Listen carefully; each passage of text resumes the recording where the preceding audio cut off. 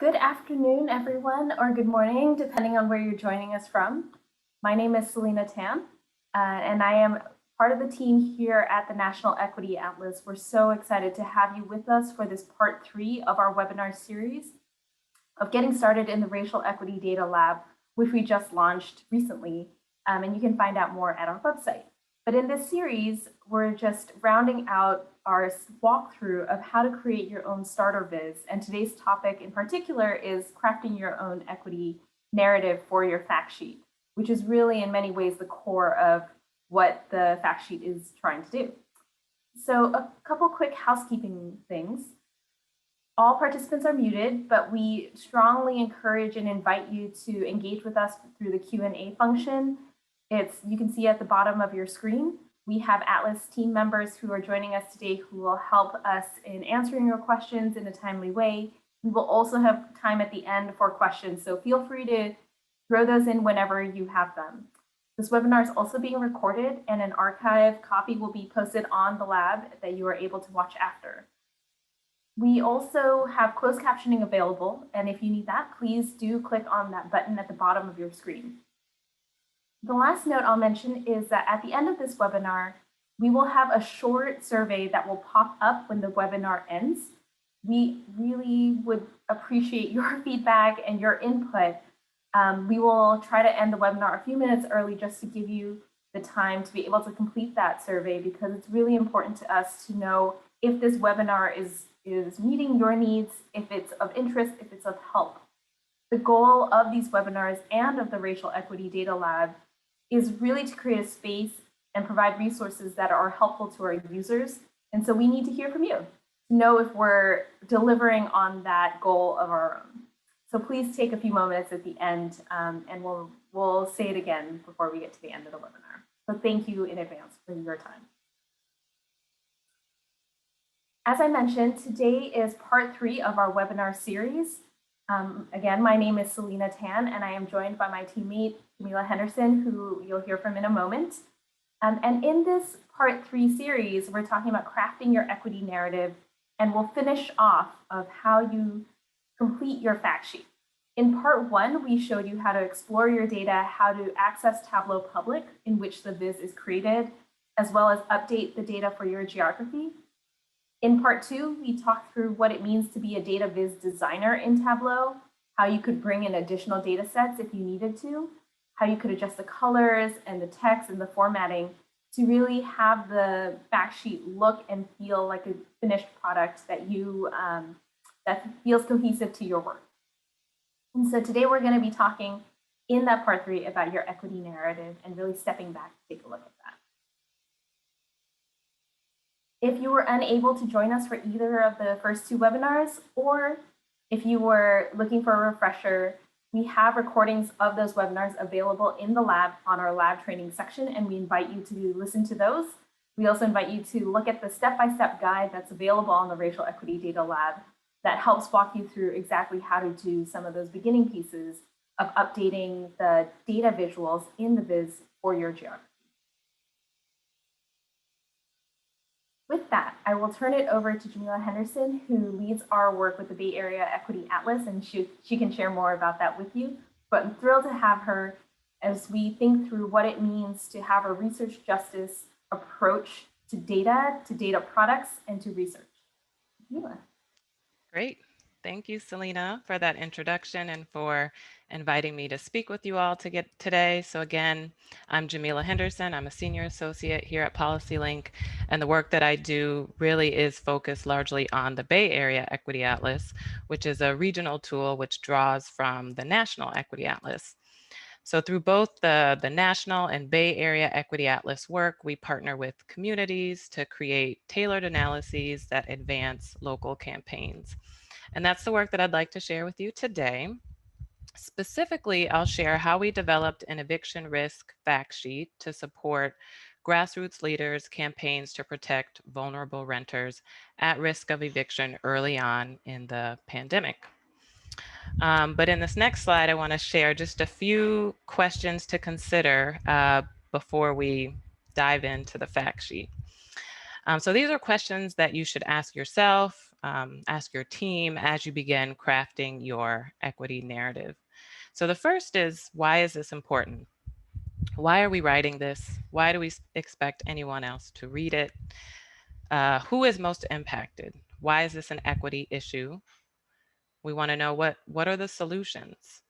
And then also, who are the actors? Who do we want to act on this? And who is your audience?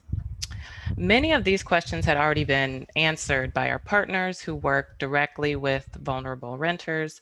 These grassroots leaders wanted to know the magnitude of evictions that could occur without an eviction moratorium in place. And this was a very real possibility at the time. So they were particularly interested in renters who had lost jobs or income during the pandemic and economic shutdown, and wanted to ensure these renters could be protected from evictions until the health and economic conditions improved, even if these renters were unable to cover their rent. So this is the fact sheet we co-created with our partners for this effort. It's a 2-page fact sheet, and we were working with advocates in Contra Costa County in the Bay Area in California. We wanted to use a format that was very accessible and could convey information in a concise way. Fact sheets are a great tool for this type of analysis, and we've used them in the past for similar efforts. Our fact sheets generally include a mix of narrative, of tenant voice, quantitative data, and policy solutions.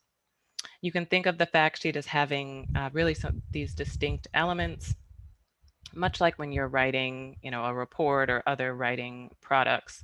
So we have our intro or overview at the top, the data or evidence to make the case, which you can find really throughout the fact sheet, the equity-focused policy solutions towards the end here, and then our sources and notes.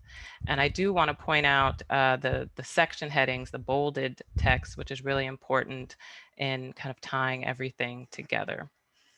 So what I'll do is I'll walk through each of these sections and I'll reference these key questions to consider as we go along. So on the next slide, so we'll start with our intro. So in the intro, we want to introduce the issue and provide some background and context. We'll also touch on many of the key we also touch on many of the key questions to consider just in this section alone, so that readers have a sense of what's coming. Thinking about our first question, why is this important? Well, we discuss here that there could be a wave of evictions during the pandemic. That's important. It's a big deal. It would impact individuals, families, and communities. And thinking about who is most impacted and why is this an equity issue, we know people of color, immigrants, are disproportionately impacted in this particular community based on our analysis of the data. And these groups are more likely to be renters, which is the population of focus here, since we are talking about evictions. We also hint at the solutions without going into a lot of detail. So extend the eviction moratorium so that people can stay in their homes, because the existing order was a temporary one. And we don't want this section to be too long, because we could lose readers right at the start. So it should be to the point, touching on those key questions, and it should support the elements in the fact sheet that readers will learn about more in the subsequent sections. So on this next slide is the data. So this is really the meat of the fact sheet. This is your evidence, quantitative and qualitative. The number, so for example, the number of renters at risk of eviction, the literal cost in dollars and cents of homelessness, and the racial inequities in homelessness that existed before the pandemic. Hearing from renters that are experiencing this is really impactful, and we have a quote here from Veronica Alvarado, who was facing a rent increase early in the pandemic and the very real possibility that her spouse could be laid off, which of course has huge implications for her family's financial security. And this is not unique, unfortunately, to the Alvarado family, but it is an example of one story to help paint the picture. And then the numbers and the other data points really show the scale or the magnitude of the issue. And we continue with the data on page 2, but focus on how the pandemic has not caused these inequities, but exacerbated them. We have pre-pandemic indicators here around evictions, economic insecurity, and rent burden. And being rent burdened is essentially paying far too much for housing costs. And then in the next slide, we close with our equity-focused policy solutions from those closest to the work and to the issues. We want to offer solutions and not just focus on the problems. Solutions often come from communities themselves because they know what they need, they're experiencing this. And our partners had been working with tenants and on behalf of tenants for some time. So we relied on their expertise in crafting equitable policy solutions. And thinking about who are the actors, in this case, policymakers were the actors needed to extend the eviction moratorium and pass stronger renter protections.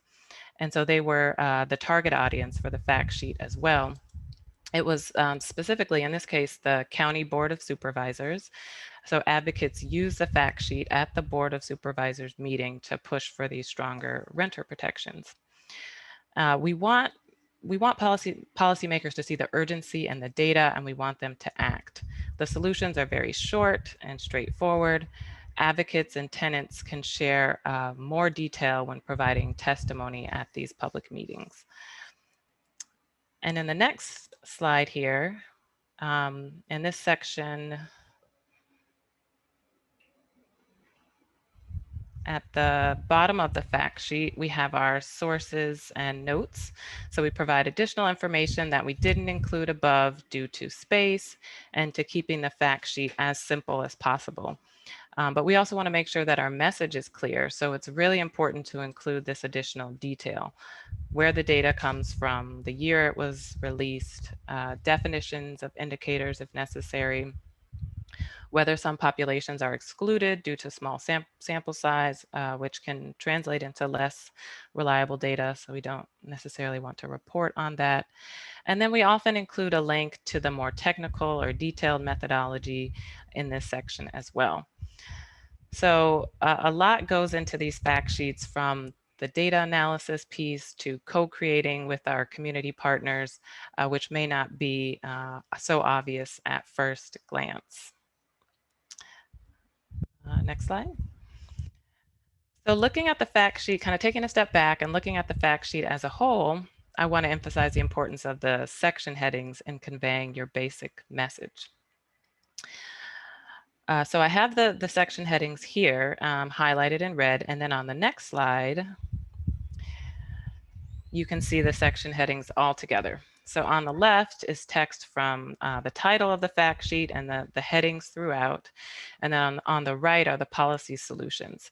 So having a strong equity narrative and just your headings, your bolded text, underscores what you want readers to take away. Your audience, the County Board of Supervisors in this case, should be able to understand the takeaways just by reading the title and the headings, as well as your recommendations. Policymakers are busy and don't have a ton of time. And thinking back to our list of questions to consider, most of them can be answered by reading the bolded text in the fact sheet laid out here. And it should essentially read a bit like a story, and stories really resonate with people and can help convey your message in an accessible way. So the fact sheet was ultimately used to make the case for stronger eviction protections early on in the pandemic. Our local partners, the Raise the Roof Coalition in Contra Costa County in California, testified before the Board of Supervisors in favor of a moratorium, an extension on the moratorium, and additional renter protections, using the fact sheet to make the case. And the board unanimously passed an extension on the eviction moratorium. It was really an important win for vulnerable renters at risk of eviction at the time, and a good example of what the Atlas and accessible data tools like the Racial Equity Data Lab are intended to do, to put data in the hands of local leaders to advance equity.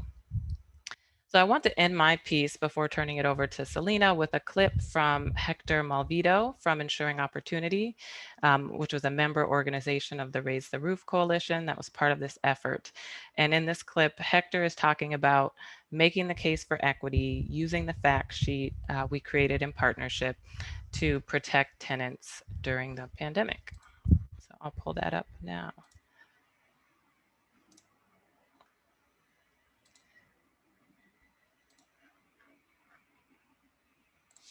I'm the policy manager of Ensuring Opportunity. We work across sectors to end poverty in Contra Costa County. The COVID-19 pandemic has laid bare many inequities. Everything people had worked so hard for was in jeopardy for no fault of their own. Equity Atlas data has been an invaluable asset to understand how our Black, Latinx, and immigrant communities were disproportionately at a much higher risk of eviction. With other advocacy groups, we created a fact sheet that we used to mobilize organizations and residents for common sense tenant protections. It also helped our elected officials understand what communities of color were going through and inform their emerging racial equity agendas. Through our advocacy and with the data in hand, we were able to successfully pass and extend a county-wide eviction moratorium, secure funding for tenant legal services, and install protections against rent increases and late fees. Thought it would be great for you to hear directly from our partners. So thank you all for listening to that. And I will turn it over to you, Selena. Thanks, Shamila. So before we keep going in the webinar and talking about your fact sheet and how this applies and how we can apply the good questions Jamila shared to how you design your fact sheet, I want to do a quick poll just because we're curious as to who is with us today. So the first question is going to pop up for you. We just want to know, what type of organization are you affiliated with? It could be other, however you identify, just let us know.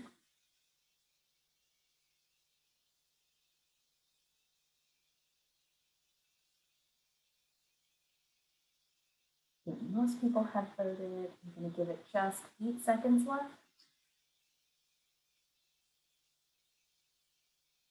Fantastic. It looks like we have a good mix. We have people who are joining us who are from government or administration, philanthropy, school university, research advocacy, community organization, or other. We're just so glad to have you with us and very excited to be sharing this with you. And one more question I'm curious about as we go into this last webinar of this series is, for those of you who are joining us, where would you rank yourself in data analytics? So here's a question. I'm going to ask you that.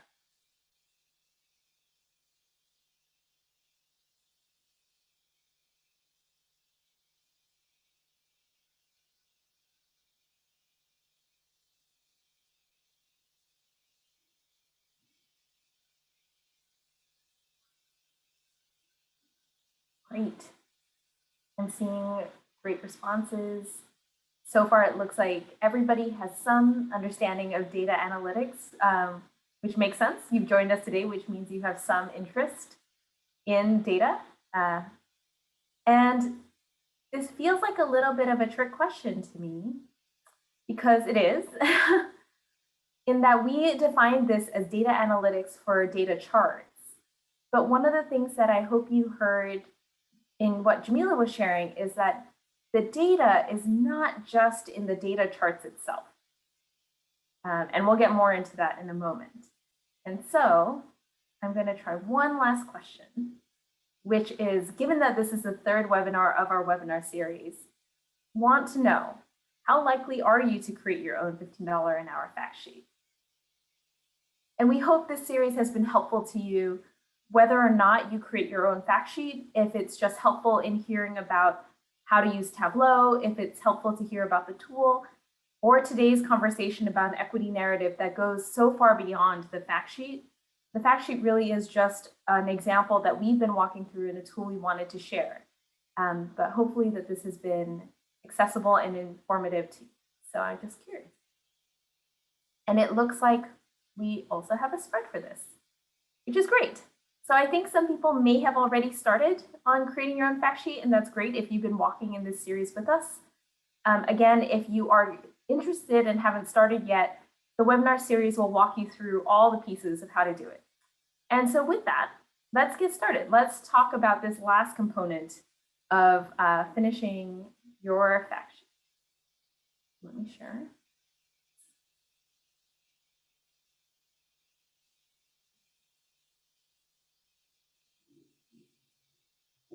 And make sure you can see my screen.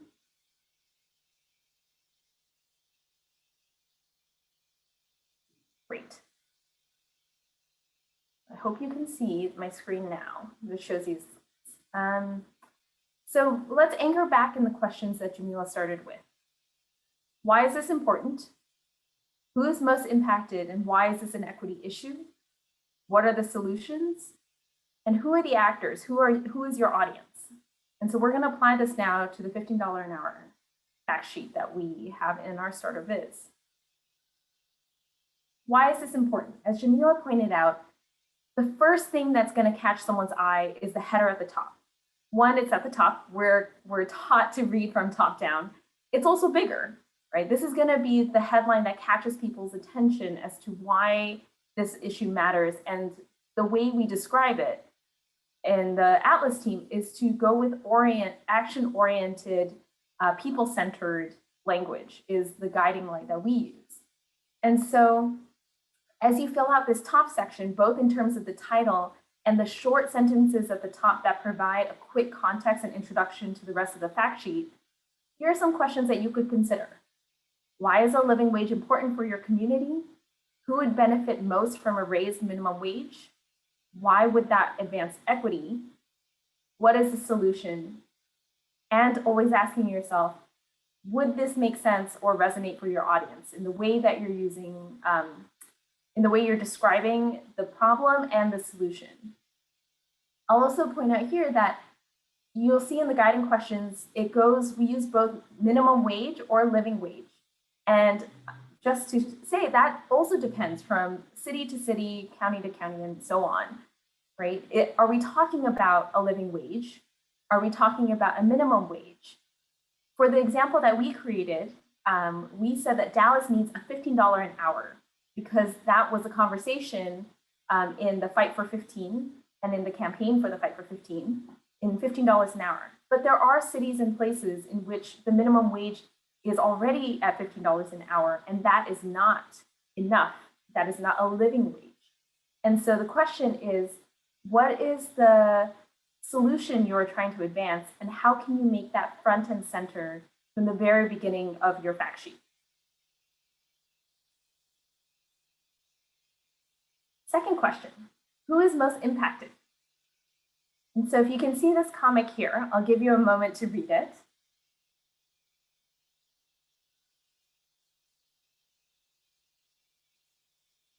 And so I hope that made you chuckle. It made me laugh a little because I found this the way to describe really what we're trying to say through this fact sheet. It is qualitative data, it is quantitative data, and that both are important. So our emphasis on the headers, on the titles, on the language that is being used, to us, it's important because all of it is important information that you are sharing in your fact sheet. The data charts and the visuals are part of that, but only one part of it. Right? And so as you think about who is most impacted, there are questions around why is this an equity issue? Who would benefit most from a raised minimum wage? Are you describing and displaying those workers in a way that they would describe themselves?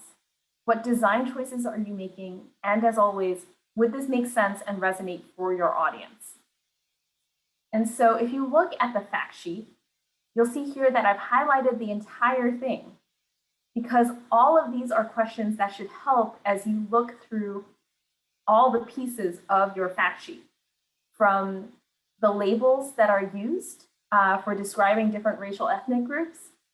It's also in the colors that are chosen. It's also in the headers and the subheaders, that are being used.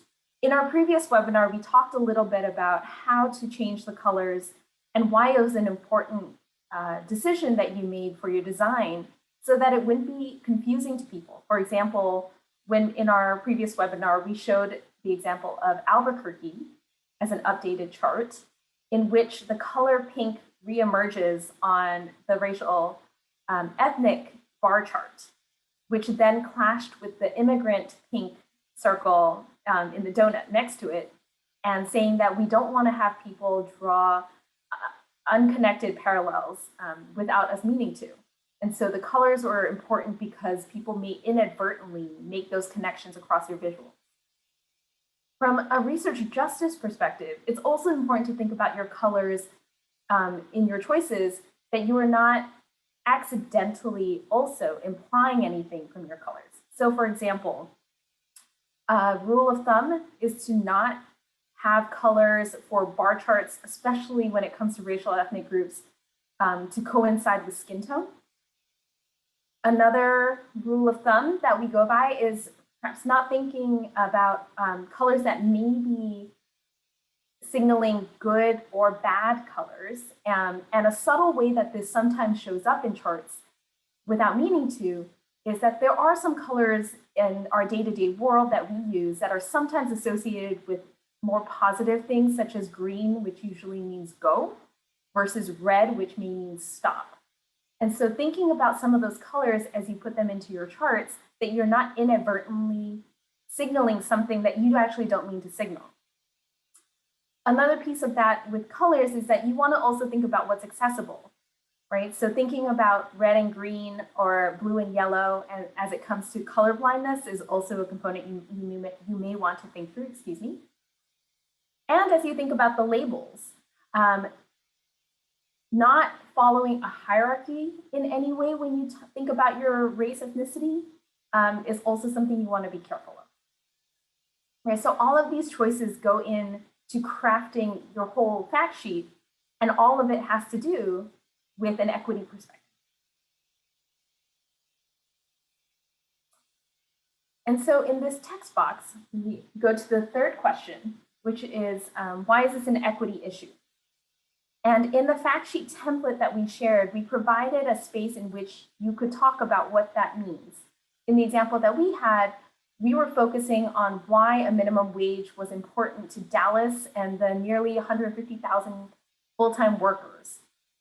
Another way you could use this box is to do, as Jamila showed in the Contra Costa fact sheet, is to bring in a story, bring in a quote, an insight from a community member would be a great way to anchor and use this space. We are not saying that this template has to be a complete plug and play. You do not have to fill it in the way we did. It's actually a text box on purpose that allows you to put in the text that you think is most important here. And so as you think about why is this an equity issue, is there additional context or information that you could put here? Is there perhaps a quote from someone who personifies the fight that you could put here that would really help anchor the issue and really bring that voice forward? As Jamila mentioned, sometimes our data doesn't allow for us to show all of the intricacies when it comes to intersectionality, when it comes to populations that maybe have a smaller N, but it doesn't mean that those populations aren't important. And places like these text boxes, where you can put quotes and stories, become a very critical and important place in which you could bring those stories and voices in.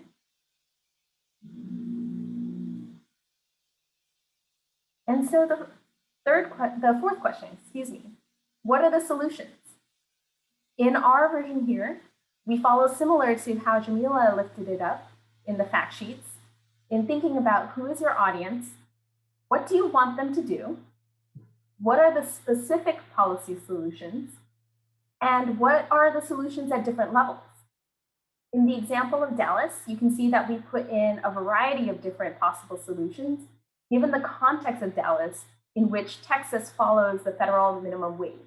And so the choices of policies that we put in here include specific things that city and county government can do, even if they are not able to raise the minimum wage beyond the state of Texas. We talk about things that local leaders and community-based organizations can do that would support the workers of Dallas. We also point out that businesses themselves can pay a living wage. And we point out that there are many major businesses in Dallas who have already done so. And given the importance of the federal minimum wage and its impact on Dallas, we point out that policymakers and community organizations and advocates can support raising the federal minimum wage as well. But these solutions will look different from place to place, from different communities, and depending on what your campaign and advocacy is targeting, who you're targeting. And so you'll know this is for you to fill out what those solutions are. You know best what the solutions are for your community. And the other thing I'll point out here that we did was we made the box visually stand out by first having the subtitle call out who we're directing it to, who defines themselves as Dallas's leaders, and with the blue background that makes this text section stand out more. And finally, last question, in thinking about your sources and notes. As you fill these out, I know that sometimes these can just look like footnotes that fade away on the bottom of a long page, but they are very important, as Jamila pointed out, for pointing out, for helping people understand the data that you've included, and for understanding your methodology that is in the fact sheet that you have. Okay? This is where you can explain, for example, that some racial ethnic groups may not be in the data charts due to the data that's available. But lifting that up is important to know that that is the reasoning as to why certain groups may not be visible on the charts versus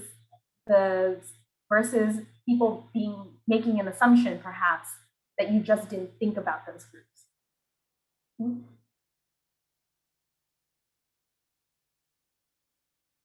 And so then we come to the question of what is your overall narrative? As we take a step back and we look at your full fact sheet, as you can see here, what is the overall narrative that you are showing? And so one way you can check on that, as Jamila pointed out, is to look at your headers. And so in the Dallas example of this fact sheet, if you look at these headers and we pull them out, what you can see is this story, right? Which points out, it reads line to line in a continuous way when you pull it out this way. You'll also note that they're short, they're to the point, and they focus on equity. They point out what the inequities are while not shying away from what could be done and what needs to be done.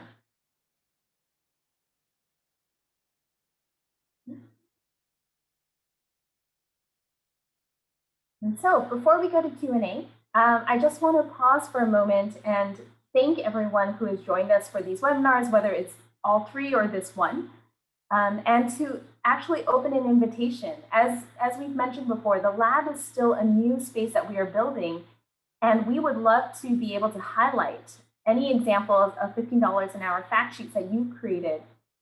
So share with us your fact sheet, please. There's no definitive timeline on this. If you have it done and would like to share it with us, we're going to drop the link to do so in the chat. If you are still working on it, we're going to put a link on the lab in which you can fill out the form there and share it with us. There's, again, no submission deadline. This is really going to happen on a rolling basis, and we want to see your examples. We're excited to see if this tool was helpful to you and what versions of it you created for your community, because we know ours was really just a basic template. The other thing I'll share is that as we're continuing to build up the lab, we plan to continue to have different trainings and resources available. And so we're going to be having a series about our starter workbooks. If you visited the Racial Equity Data Lab, you'll notice these starter workbooks. We're going to continue to post new workbooks on the lab. And so we're going to have trainings on how you can best use those as well.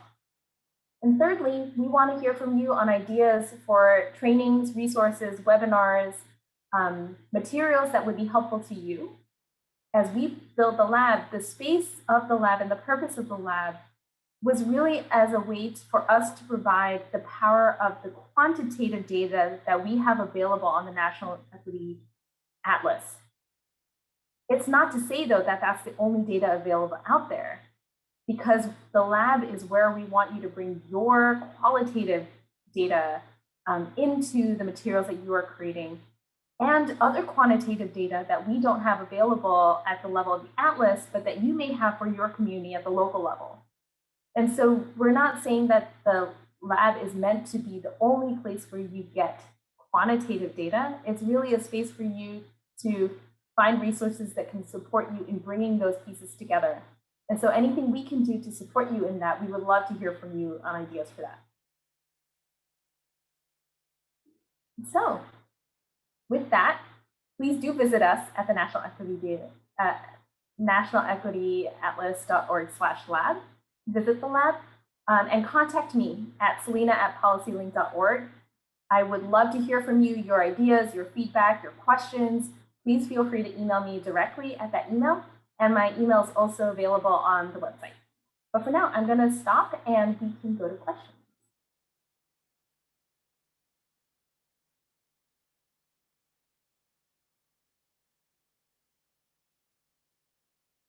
Great. I see one of the questions is, will the National Equity Atlas develop additional data sets in other policy areas in addition to $15 an hour? And so the short answer is yes. We already do have 2 additional data sets available through our starter workbooks, which are our housing burden and median wages data sets are available in Tableau-ready formats in a starter workbook for you on the Racial Equity Data Lab. We're going to continue to build these out. In fact, we're going to be rolling these out in groups. And so by the end of June, you should see more on the lab. And eventually, you will see all of the National Equity Atlas data available. Aside from the National Equity Atlas data, we are also seeing the lab as a space where we can provide additional data sets. So for example, the rent debt dashboard that we have available on the lab is a unique data set. And the methodology is one that we've created in tracking rent debt using the household pulse survey. And you can access that through the lab as well. And that's just one example of other things that we may continue to add to the lab. So yes.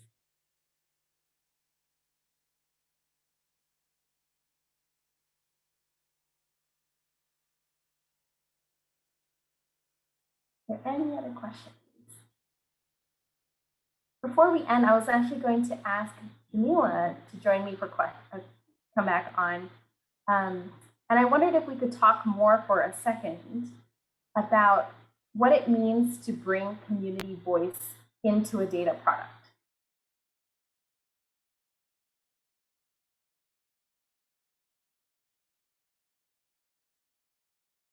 And so, Jamila, I was wondering if you could share whether from the Contra Costa example of how the end product looked different based on community input and how it was important in crafting the product itself.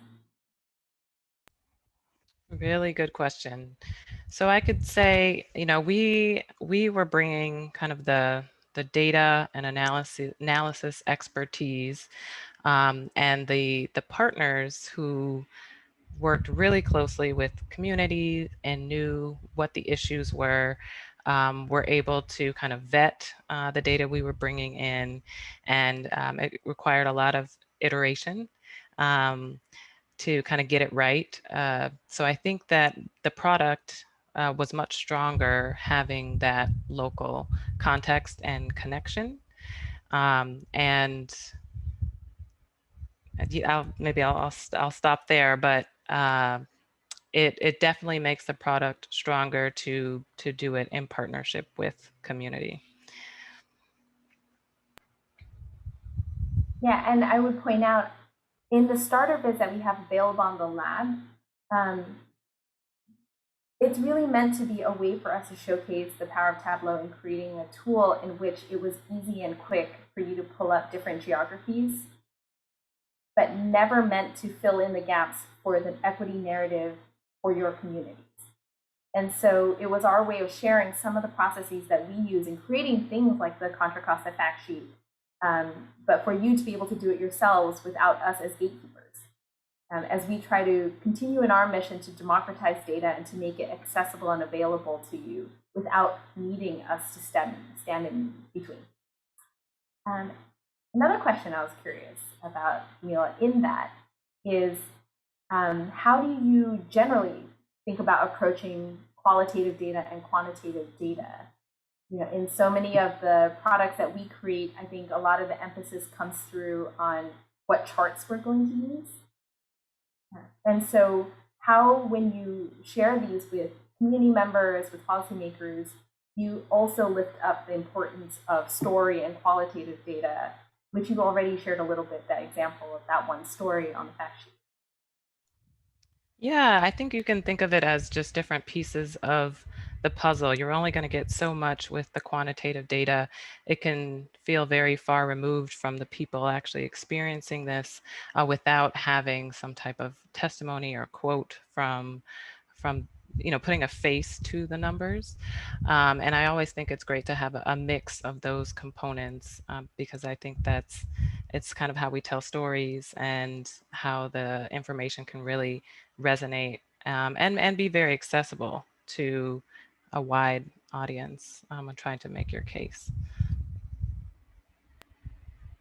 Yeah, I'll say personally, I find that important and helpful coming from a racial group that tends to be seen as pretty small, in that sometimes there are some, depending on where we're living, depending what geography we're looking at, it can be, we can end up in the footnote section of NA.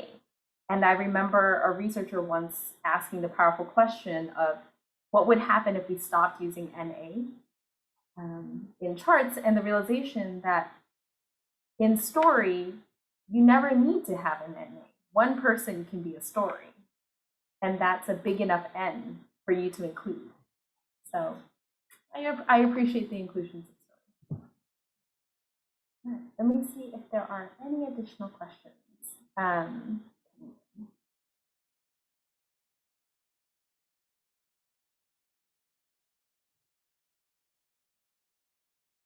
I see a question from Gregory about will or can the National Equity Atlas provide data for government on diversity and equity and inclusion, such as the Veterans Affairs?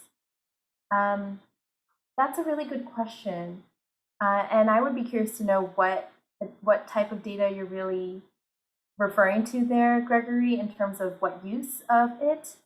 The National Equity Atlas data is data that we do share with government that work with us, especially local, city, state, depending on who's talking with us, as we create, we do trainings and we do different profiles. Veterans Affairs, I think, is a particular area we haven't gone further into, but would love to hear from you on what you might be looking at, and if there's anywhere we can help point you towards. But that's not something we currently have available in the National Equity Atlas.